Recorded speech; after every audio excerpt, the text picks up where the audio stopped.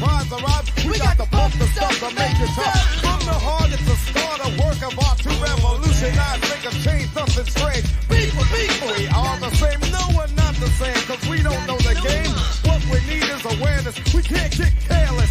You say, what is this? My beloved, let's get down to business, mental self-defense of fitness.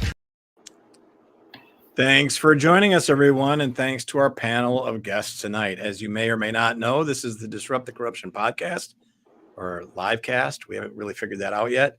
We'll be scheduled for 7 o'clock every Thursday, and then after our campaign meeting on Monday nights, which should be about this time, give or take a little bit. Tonight, we have a very special episode because it's about one of our own. The title, One Man's Journey of Becoming a Libertarian and Ditching the Republican Party, is specific to this man who I've come to know and love very dearly over the last few months. He's our campaign manager, among other things. But it also describes, it doesn't really describe my journey in the same way, but I did identify as a Republican as a younger man. And I know that a lot of people who are libertarians now and committed to the LP or libertarian candidates or whatever came from the Republican Party or specifically out of the Ron Paul transmission of conservative / libertarian ideas. So without further ado, our guest and our subject tonight is Adam Fischer of Central Wisconsin. Welcome, Adam. Thank you. So I'll start off by just giving you an open-ended question. Yeah. You just talk, but expect to be interrupted because that's kind of how we roll here. And anyone can interrupt you with a question politely once you get rolling. But we want this to be sort of a freely evolving conversation whilst you still telling your story throughout that as well.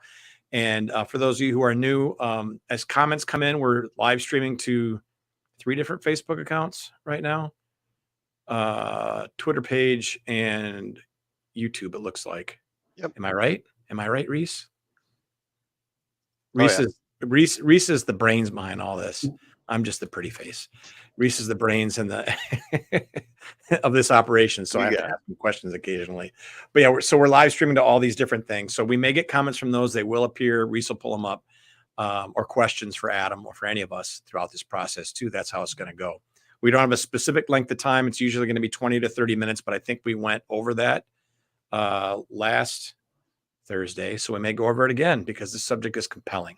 Adam, start off with Adam as a young man grows up in a Republican household, if I remember correctly, and at some point gets involved in politics. And then at some point beyond that, decides the GOP is corrupt.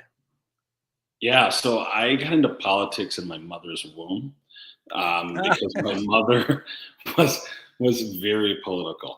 And, you know, she will try to downplay now later in life how political she was.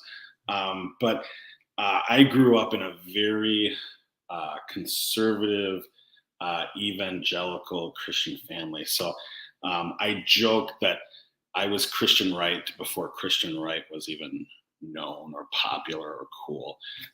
So this is back in like 70s, 80s. And I don't want to necessarily get into the Christian right, but I would say that that political movement has kind of evolved over the years.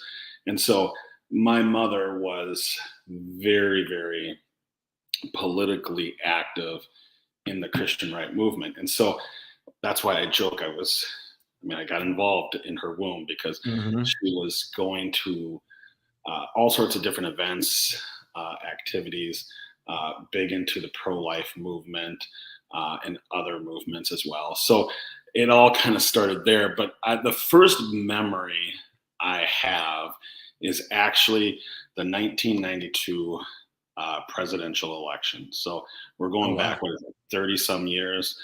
And George H.W. Bush Sr. is running for re-election, and I'm going to swear here, but some asshole runs against him named Pat Buchanan. And you're not supposed to do that when you're in the two-party system. You're not supposed to be primaried when you're the sitting president. And so here's this guy who obviously whether we like him or dislike him, I have to appreciate the ballsiness of pushing back and saying, no, I'm going to run against a sitting president.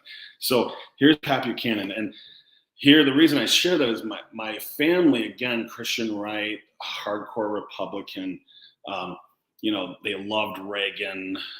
Reagan was like a godlike figure. And here's this guy named Pat Buchanan that I never really had heard of. And I was just how did your parents feel about him? Because Pat Buchanan was a lot more compelling figure. George H.W. Bush was sort of like, like Eric Hovde, like kind of an empty They were suit. very sympathetic to him, actually. And that's what surprised me. Because here's these hardcore, Christian evangelical Republicans. And here's this guy who's, running this race. He's calling his followers the Buchanan Brigade, I think is what he called them back in the day. And so, and I can just see more so my mother, but I can remember my mother just, I wouldn't say she was an active Buchanan supporter, but she was definitely let's put it this way, anytime the TV was on and he was being highlighted or something was being said about Buchanan, the volume was going up in my house. And when the volume goes up, that was just one of those things as a kid. I'm like, okay, my mom likes this guy for some reason. And so I started paying attention. Well, he lost the primary, but again, big Christian right Republican family, we were watching the convention. And I don't know if you guys remember this, but Pat Buchanan is giving a speech. He's endorsing, Bush as the leader of the Republican Party. But he's got this line, and this line has always stuck with me. And he says, we are fighting for the heart and soul of America. And I mean, really, he was talking about a culture war, but I didn't know what he really fully meant. I don't think, at my age at that point. But I remember that line on we're fighting for the heart and soul of America. And I remember going, one, it was a catchy line. It was inspiring even for a little kid to hear. And then a few days later, I'm watching this stuffy, pathetic guy who actually got the nomination. And he has nothing compelling to say. Exactly. And I remember, that was really my first introduction to the two-party system. But I'm going, you got a guy running who has zero inspiration.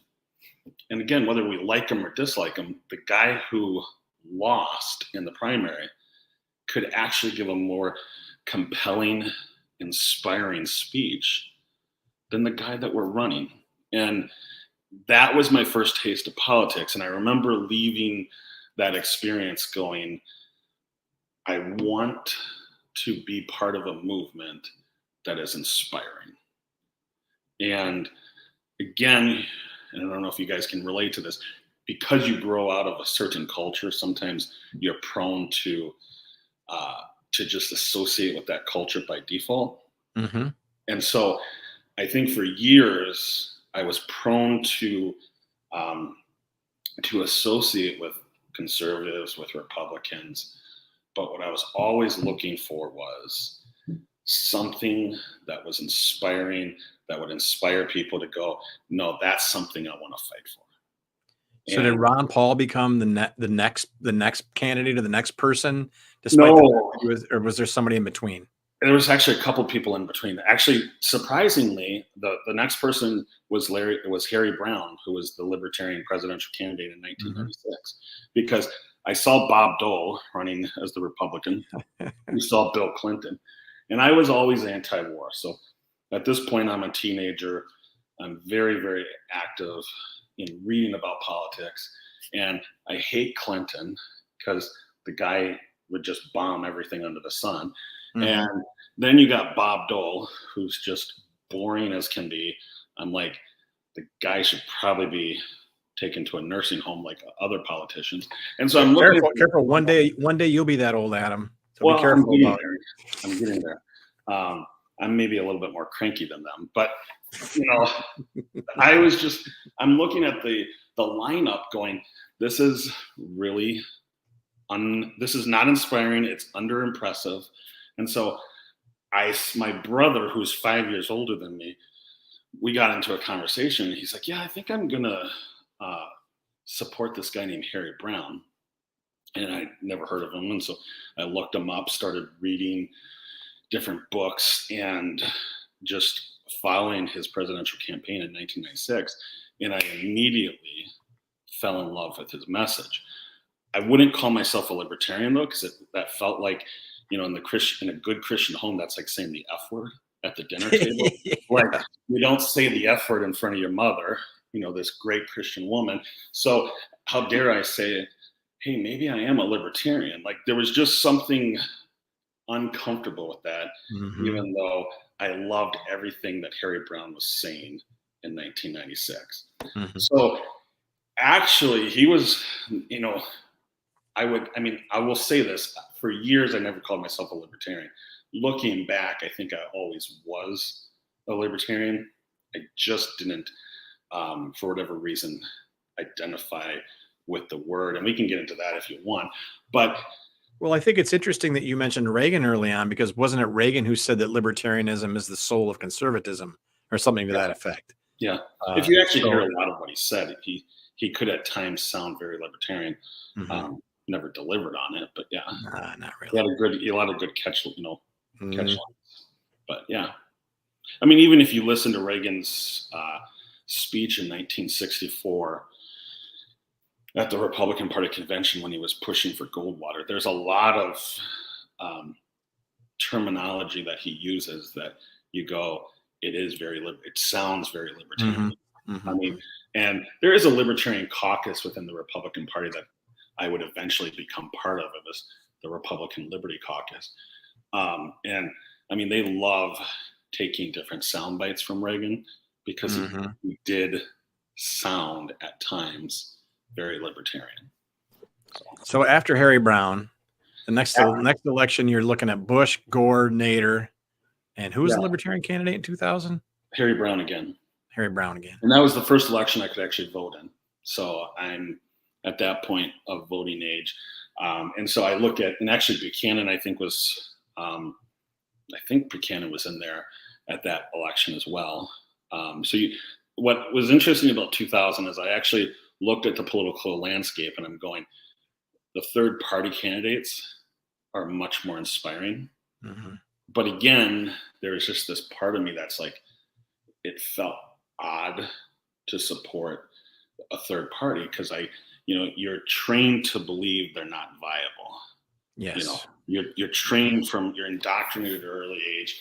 There's two parties, and they're the only parties that will ever produce a viable candidate. But then you look at the candidates they had, and as a young adult, I'm looking and going, Gore and Bush are the best we can come up with. Like, I really there's some kind of mental, emotional gymnastics in there too, that I think people equate like viability with some sort of virtue. Like, they must be better because they're viable, when in fact just the opposite is true. We all eventually found out, right?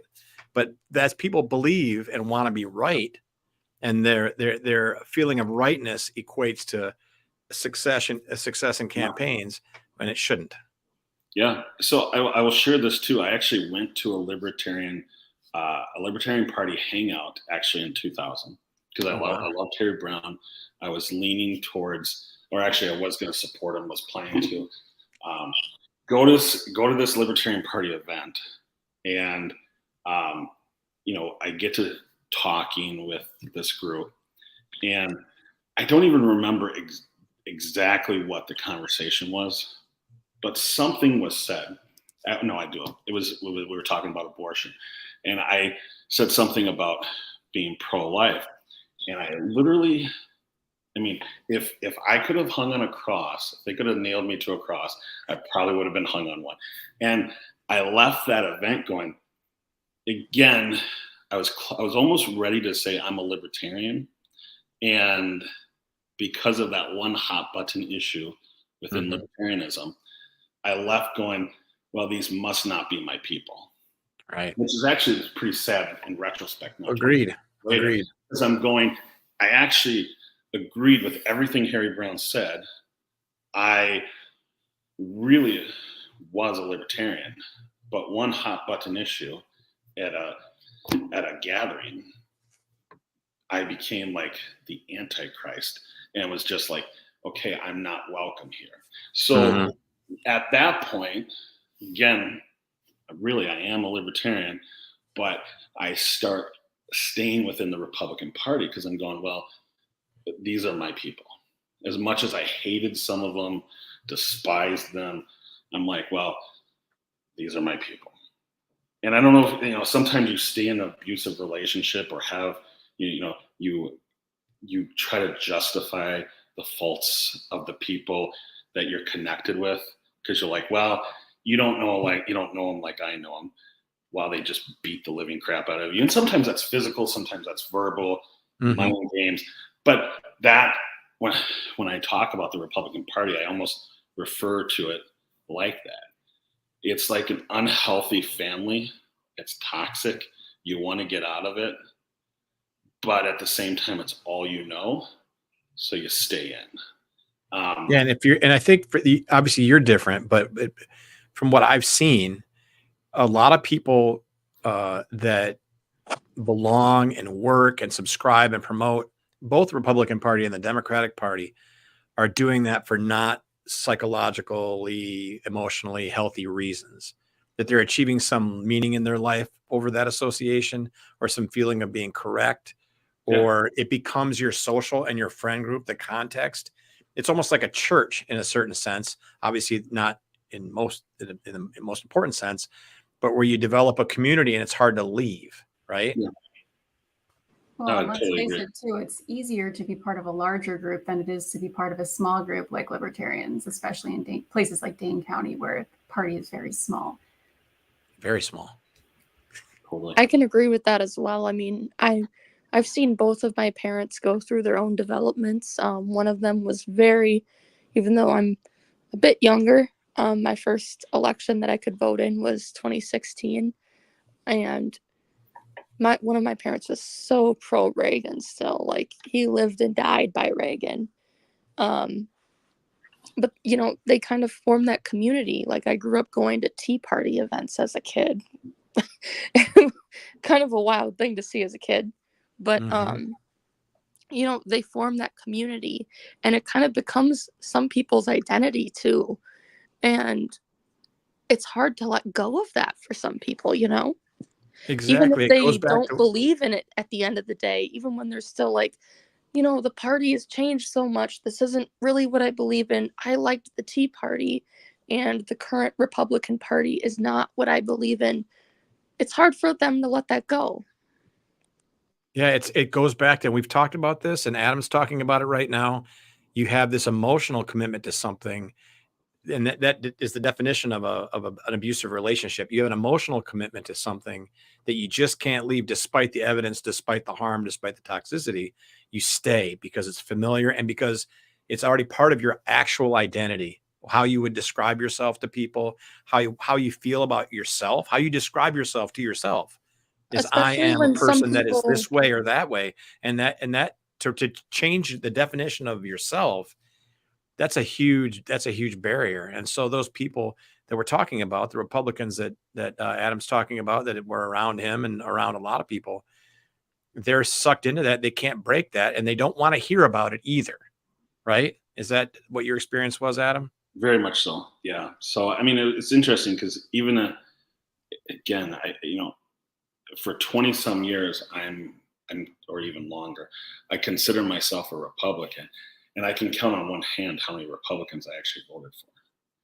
And that's how, when you start to think about it, it's like, what the hell was wrong with me? Like I couldn't even vote for them, but I still had to identify because of some cultural feeling of obligation. And what really, years down the road, it's like, political ideology shouldn't be cultural. Like you shouldn't hold to a political ideology because of some cultural expectation. It shouldn't be part of your personality either. Like it should be a completely separate thing from your personality. Yeah. People should know you as, that Reagan lover guy, Yeah. It should be philosophically driven. And that's that we're not talking about my journey tonight, but I've always looked for things that made sense and were coherent. So when a very dear man to me in 2008 or 9 said, I don't understand how somebody can be a libertarian, pro-life, and a Christian and not be all three. And I went, wow, that might be the most profound thing that was ever spoken to me directly. I've read some pretty profound stuff, but that really tightened everything up for me to a point where I'm completely philosophically comfortable with everything that I'm doing. And that's a beautiful place to be, because the people that you're describing, Adam, and even yourself for a long time, the Republican and Democratic parties are not philosophically coherent. No, they do survive by being piece culture, that by being most people cultural. will never know. I think that most people will never know that piece because they can't differentiate these different aspects of their life. And it depends on what they value, right, Kristen? And everyone else, feel free Absolutely. to jump in. If you value a sound philosophy and an understanding that you want to, everyone should be operating under the same rules and leaving each other alone and making their own decisions, then you can't help but be attracted to being a libertarian. And but to Adam's point, there's a lot of culture bound up with, like, the patriotism, that the Republican patriotism is part of their culture, right? And they even use and abuse Christianity as part of their culture. It's and heresy, I would actually say, really, but I would actually say they totally misuse Christianity for their own political gain. Like, if you actually think the Republican Party gives a damn about Christians, you are totally fooling yourself. Like, they placate for votes, but what did they ever do for Christians? Like, you look, and this is political, but it's like you look at their foreign policy strategy. They're killing Christians all over the world. And you want the Christian vote in your own country to support an imperialist agenda that kills Christians all over the world. Like, that alone should be, maybe if I'm Christian, I shouldn't be supporting this party. Yeah, and this is a whole other podcast probably, or more, but this misunderstanding of the religion that people ascribe to, and pulling out Old Testament quotes out of context to support things like even the support of the nation of the state of Israel right now is false in terms of a biblical Christian concept. It's just not, it's not there. Paul himself said it, that the church is the new Israel or whatever. But because people aren't challenging the Republicans' definition of Christianity, or the however you want to characterize it, or don't know, or it just makes them feel good, whatever that is, it's powerful. And so, of course, any party is going to use that to win votes. Well, not any party, but the two big parties do that to win votes. It's just two separate religious points of view, really. One is bound up in this false Christianity, and the other one is a false humanism, a worship of the human being as somehow being transcendent or all-knowing or all-kind or not fallen and not broken and not sinful. And everything about it should be celebrated, right? That's the other side of it, is that no matter what humans do, it's okay, it's normal, it should be celebrated. And that's, as libertarians, we understand that people are allowed to live their lives however they choose. We're not judging, we're not regulating, but that doesn't mean that things get celebrated or equated as being normal or healthy either. But those are the two competing, and I guess they are religions, right? The religion of man and the religion of false Christianity are competing, while those of us who know better, not to pat ourselves on the back too hard, but are left wondering what the hell. Well, not what the hell's wrong with these people, but kind of, that's the way I think about it. Like, have you read the New Testament? It kind of seems like they're both. Everyone should just read the Sermon on the Mount. That's it. Just read the words in red in the Gospels and stick to that, and not worry about all that other stuff. And you're good to go. You're good to go. And you're probably a libertarian then too. I mean, if you think about it though, too, it kind of seems like both sides of the uniparty are kind of worshiping a false god at the same time. I mean, look at the Trump supporters. Yeah. Look at how they make these relics of him. Look at the T-shirts and all these other propaganda items that they make. It's crazy. And it's But at worse the now. same time, yeah, Now that it he's just bulletproof. continues to elevate. And Now that God protected him from getting hit or getting killed, then it's all over. Yeah, and I mean, thank God he didn't get hurt worse. You never wish ill will on someone, but the Democrats aren't any better. I mean, look at this. And I'm ironically, I have the RNC on just as background noise on my TV. They just had a priest up there blessing Trump. Like, it's just irony to the max. Yeah, I want to say, so while there's a lot of focus on religion, in a broader picture, it's not just religion that gets adopted for political reasons. It's traditions in general. Political parties just scavenge through things that, whether you're a liberal or a conservative, anything that's a tradition to you, whether it's Christmas, a holiday of any kind, something you do with your family, these are all targets for political reasons. And of course, religion is at the top of that traditional pyramid because it gets passed on regularly. But it's an for easy people who are non-religious, it's traditions in general that get co-opted by political movements of all kinds. Well, even this veneration of the flag, which is, borders on religious, they want everyone, in particular conservatives, expect you to stand up and put your hand over your heart or salute the flag or whatever during the Star Spangled Banner, while at the same time they're wearing like shorts and have it on their wallet and have it on their underwear and have it, it just doesn't make any sense. None of that, they want other people to subscribe to it without having to practice it themselves. And that's the ultimate hypocrisy.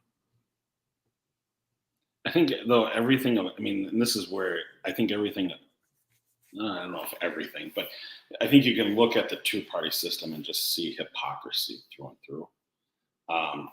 Because one thing I believe is they put party over people. And they will use people for their political gain. But at the end of the day, they're always going to put party over people. And I've seen that time and time again over the last 20-some years. They will always put the organization of the party over people. And that in and of itself should send or create a logical person should look at that and go, it should be the other way around, people over politics. And, when Gary Johnson, I think, was running for governor, he actually had that, something similar to that. I think he said people above politics or something was like that was his campaign slogan. But it's so true. Like, we need to be putting people above a political party. Well, even within the parties, we've just this last 6 months, what we've seen Wisconsin GOP do in terms of disregarding their county affiliates, not, avoiding real primaries, not listening to the grassroots. They never have. We're just seeing it on a grander stage now. Yeah, it's more brazen now. It's always happened, I'm sure, but now, just the brazen rules they've created to clear a path for Eric Hovde. In particular, just as the one example, but the maltreatment, I argue, of people that offered themselves to run for various offices as Republicans. And for some reason, it does. A lot of the party all the parties probably going to still support that, right?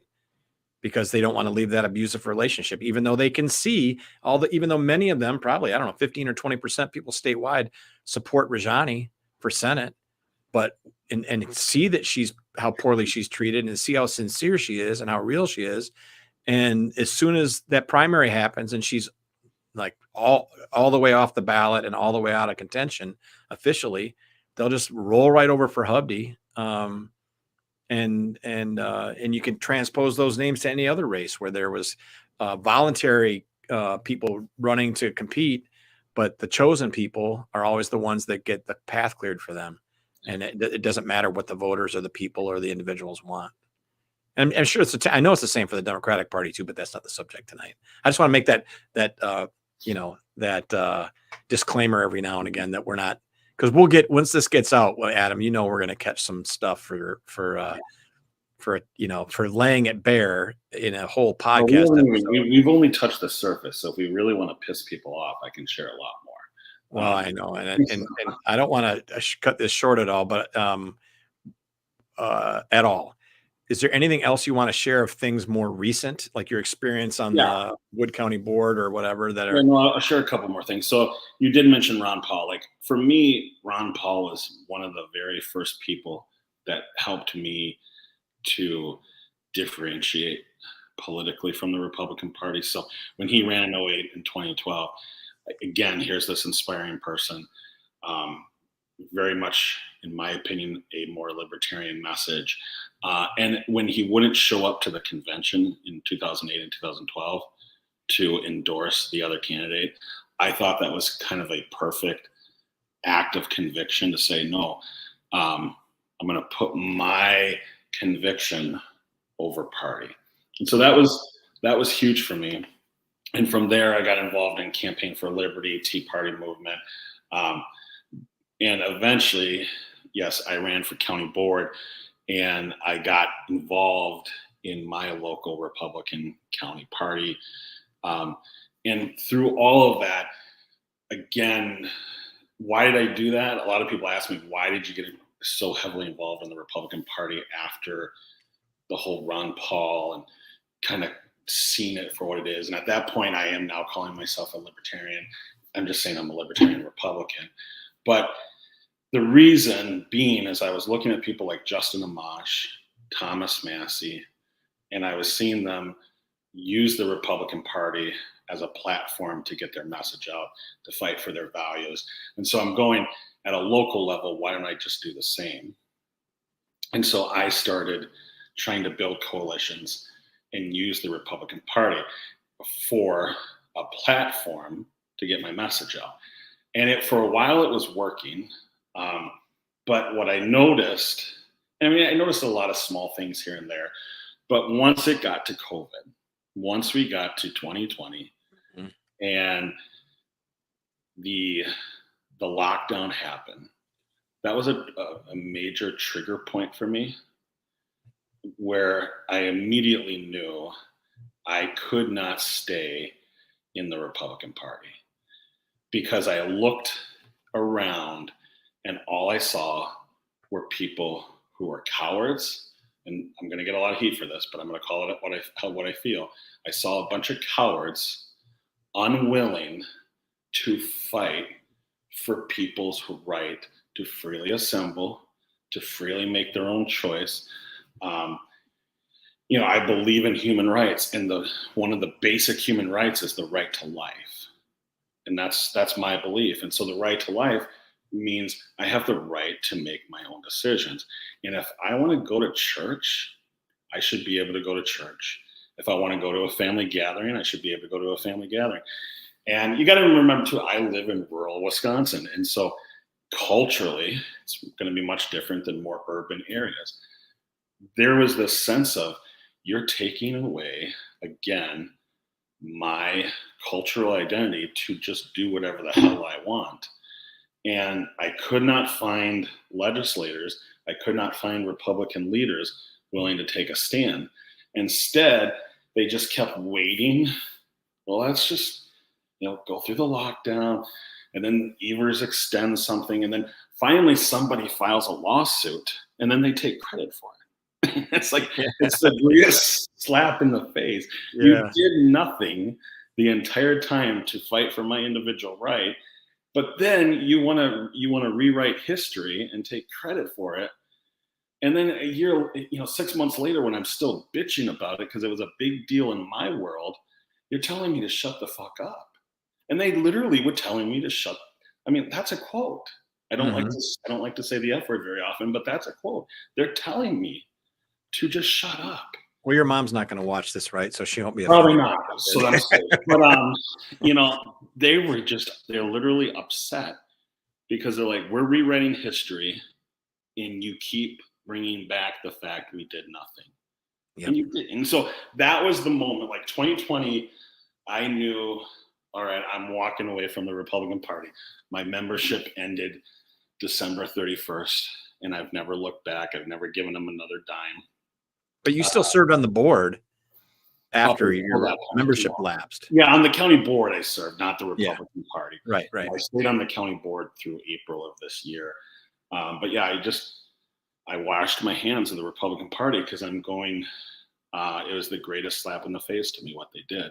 And then again, and this was another one. And if you follow me on X, you'll see I love to troll Eric Toney.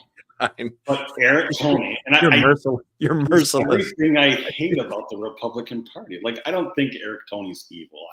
I'm going to give him the benefit of the doubt. I mean, I'm a sarcastic asshole. So just so anyone who doesn't know me, if I call him evil, I'm being sarcastic. I don't actually think he's evil. I'm going to give him the benefit of the doubt. But he represents everything I hate, because he, as a district attorney in Fond du Lac County, filed charges against people for being in a swimming pool during a lockdown. What the hell is that about? And yet the Republican Party, we're the party of freedom. We're pro-Trump, MAGA, everyday American. Your attorney general candidate tried to file charges against people because law enforcement told him, you need to file charges against these people because they were swimming in a swimming pool. God help them, on their own property, swimming. And this is the poster child. Like, there are people in the Republican Party who want Eric Toney to be the next governor. Like, that makes me want to vomit and go, this is the hypocrisy of the party. They don't care about my rights. They don't care about my freedom. They don't care about my human rights at all. All they care about at the end of the day is votes and winning. That's all. What I just heard was Adam Fischer for governor as a libertarian in 2026 is what I was a guy who ran who stole my name. So what's that? There was an Adam Fischer who ran for. Oh, that's right. There was. Yeah, that was scary at that time. I don't think. Well, that's a compelling story. And I have heard bits and pieces of it before, but not really laid out in that sequential of a detail. And I believe, and people that I know too, have traveled similar journeys, and some of them haven't made it out yet. I mean, when I ran for assembly in 2020 as a Republican, the probably 15 or 20 people that I was in regular contact with in the Republican Party of Dane County, about half of them were pretty libertarian, but we're still bound up in this same group of people that had been working together for a long time and couldn't leave it unless they all left together. Still support me in this campaign, but aren't leaving the Republican Party because that's their identity. Even if they hate it, it's their identity. It's kind of crazy. Yeah. So we got a comment here. Reese, why don't you lead us through that? Or do you want me to read it? Yeah. We Declare Independence says, I think most people are good people, but I think deeply rooted affiliate party members don't represent the common grass people. They represent their sources of income, funding, and institutes they personally invest in. It's a conflict of interest for the American people. DNC and RNC suck. Yeah, they do. It's a money laundering scheme. It's a psyop. It's a toxic environment. It's an abusive relationship. It's all of those things and probably more things that we could say that we can't. It's real. It's real. It is absolutely real. And furthermore, they don't want us to know what they're doing. They don't want us to see how the sausage is made. They don't want us to, they work together to prevent us from seeing what the state and the federal government are doing with our tax money and hiding things from us. They just, on the most important things, they cooperate. It is two sides of the same coin, the same evil coin. I will call it evil. Anything you want to say in conclusion, Adam, other than you're happy to be here and we're happy to have you? No, I think I don't really have anything to add. I mean, I just, at the end of the day, I believe every human being should be able to do whatever the hell they want. And as long as it doesn't hurt someone else. Yeah. There you go. Non-aggression principle. Yeah, no, and I agree with that. But like, it's important, like, if you can just be kind to someone else, and I'm just going to pick on Reese, but like Reese and I might not agree on everything, but he has the right to do whatever the hell he wants. Why are you picking I have the right to do whatever the hell I want. And as long as we're not hurting one another, we would live in a very peaceful society. Like, at the end of the day, if you want peace on earth, it starts with, and I'm trying to teach my children this, it starts with, one, be kind, and it also starts with, you got to learn to mind your own business a little bit. Like, you don't have to be in everyone else's business. And just because they do something different than me doesn't mean I have to immediately jump in and tell them everything they're doing wrong. Like, there's just, it goes back, and I think you said this, Phil, and I've heard, if we would simply,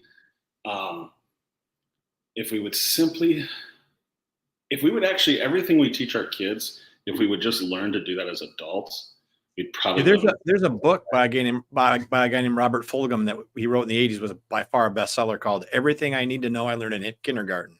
Yeah, and it's a thin paperback, but you only need to read the first 5 pages. All the things you're taught, like don't hit, don't steal, clean up after yourself, tell the truth, mind your own business, all those things. Yeah. If adults adopted those, then we not only would we have a free society, but people would understand that's also libertarianism. But everything would be so much more peaceful and prosperous and private, and all those things that I maintain that 98% of people on earth want would exist for people. Yeah. But people grow up and become adults and become covetous and insecure and psycho and insane and murderous and dehumanize people that don't look like them or live in different places. And so we have what we have now. And I'm going to just end with one more thing. I think deep down, one thing I do think is, if you look at and I'm just focusing on the Republican Party because that's what I know, is if you look at the grassroots voter, they, in my opinion, and this is one thing, if you follow me at all on social media, you're going to hear me say, they don't understand their own voter. Like, the party leadership, the elite, do not understand the everyday voter who's voting. And I actually think they hate them to some degree, but they want their vote. They and that's why your message, Phil, of disrupt the corruption is so important, because we need to mobilize the grassroots to understand the very people they're voting for are not the people who are supporting them. Yep. We need everyday people like you to run for office and keep pushing that message. We want to put the will of the people above the will of a party. I'll end with that. That's awesome. And that's true. And I believe that, and everyone here believes that. Everyone involved with this campaign believes that too. That's why we're here. It's not about me or anybody in particular. It's about an idea. It is about actually making America great again, for those of you who are Trump supporters, but maybe not the way he thinks it is. But getting back to the understanding that the Constitution is a beautiful document, while not perfect, and it reflects the idea of what the rights that human beings have just inherently. And we just get back to that and understand how important that is. And it's not something that our government should be making war against, and we should be in court with them all the time about. We'd be a much better place and a much happier people. Thank you, Adam Fischer. Thanks to Bill, Kristen, Rick, and Jackie, who signed off. It was her birthday. It is her birthday, but she did sign off. And especially to Reese, who runs this operation. Happy birthday to Jackie. Yes. And make sure everyone who's listening, watching, we'll do this again Thursday at 7. Topic to be discussed or to be decided. Twice a week we'll do this. Follow along. We do have the Disrupt the Corruption Facebook page available if you just want to get podcast information and not too much campaign stuff or personal things. You can follow there, or on Twitter at @4PhilWI. Did I miss anything? Thank you, Adam. I should shut up so you can do the outro. Yeah, I'm good to go. All right. Good night, everyone.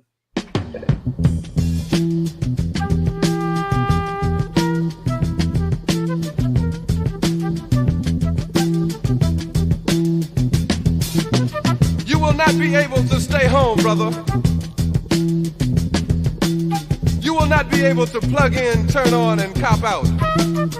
You will not be able to lose yourself on Skag and skip out for beer during commercials, because the revolution will not be televised.